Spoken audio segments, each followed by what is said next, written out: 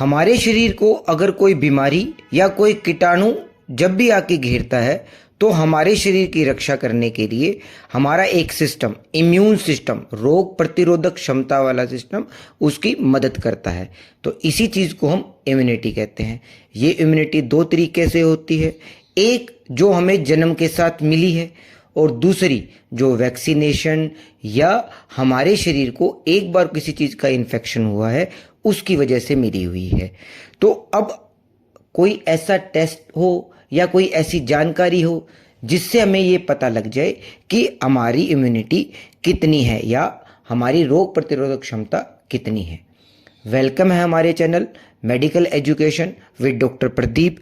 और आज हम बात करेंगे कि हम हमारी रोग प्रतिरोधक क्षमता या इम्यूनिटी कितनी है इसको जान पाएं, और दूसरा अगर वो कम है तो हम उसको कैसे बढ़ा पाएं।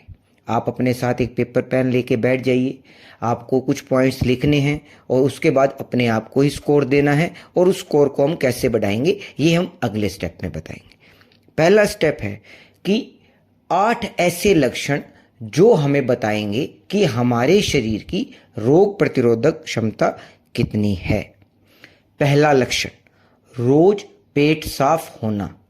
आयुर्वेद ये कहता है अगर आपका पेट रोज साफ होता है तो आप स्वस्थ हैं। आप इसको 1 नंबर दे सकते हैं अगर आपका पेट रोज साफ होता है तो। दूसरा, आपका वजन कहीं ज़्यादा तो नहीं है। अब ये वजन ज़्यादा क्या होता है इसका मैंने पहले अपने वीडियोस में बीएमआई और बीएमआर के थ्रू आपको बताया है। आप अपनी बीएमआई के अंदर आने वाले वजन को चेक कीजिए। अगर आपका वजन ज़्यादा है तो आप इसको 1 पॉइंट ना देके 0 पॉइंट दीजिए। त्वचा साफ होना। त्वचा साफ होने का मतलब किसी तरीके के कोई एक्ने, पिंपल्स, किसी तरीके कोई जो स्किन डिजीजेज आपके नहीं है। आयुर्वेद कहता है अगर आपकी त्वचा साफ है तो आप स्वस्थ हैं। चौथा पॉइंट है आलस ना होना, यानी अगर आप आलसी नहीं हैं, सुबह उठते ही आप किसी काम में लग जाते हैं, किसी तरीके का आपको कोई स्टिमुलस नहीं चाहिए, भाई चाय दे दो, कॉफ़ी दे दो, या किसी तरीके का कोई एनर्जी ड्रिंक चाहिए आपको काम करने के लिए, तो आप आलसी हैं, तो उस समय अपने आप को 0 नंबर दीजिए। दूसरा, 5th पॉइंट हमारा आता है वो है तेज भूख का अनुभव। हमारी बॉडी सर्केडियन रिदम, हमारी बॉडी में एक रिदम होती है जिसको हम सर्केडियन रिदम कहते हैं, जिसके हिसाब से हम सूरज जैसे उगता है उसी हिसाब से हम उठते हैं, फिर सूरज छिपता है उसी हिसाब से हम सोते हैं। वैसा ही हमारा दिमाग भी वैसे ही हमारे शरीर को आदत डाल देता है। ऐसे ही हमारी भूख लगने के टाइमिंग होते हैं। अगर हमें तेज भूख एक सही समय पे लगती है, पेट भरा भरा नहीं रहता, तो हम स्वस्थ हैं।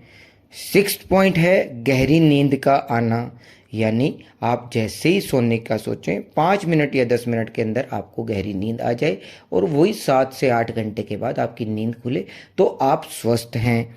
7वां पॉइंट, कोई भी अंग में दर्द होना, यानी आप कहें आज गोडा दुख रहा है, आज कमर दुख रही है, आज हमारा किसी तरीके से कोहनी दुख रही है, तो आप स्वस्थ नहीं हैं, उसको आप 0 नंबर दीजिए। 8वां और सबसे इम्पोर्टेंट पॉइंट, सुख का अनुभव करना।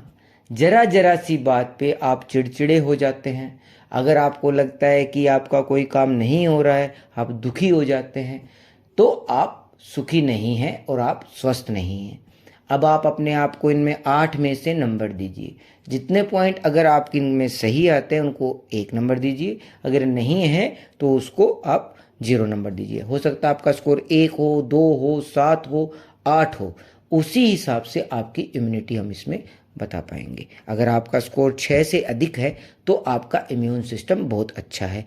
अगर 6 से कम और 6 से और 4 के बीच में है तो आपको किसी तरीके से उसको वापस 6 से ज़्यादा लेके जाना है, और 4 से कम वालों के लिए तो बहुत कुछ करना है। अब इसको कैसे सही करें? इसको सही करने के हमारे पास हमेशा मैं बताता हूँ कि 2 तरीके होते हैं इम्यूनिटी को बूस्ट करने के। पहला तरीका है आपका आहार, यानी आपका भोजन कैसा हो।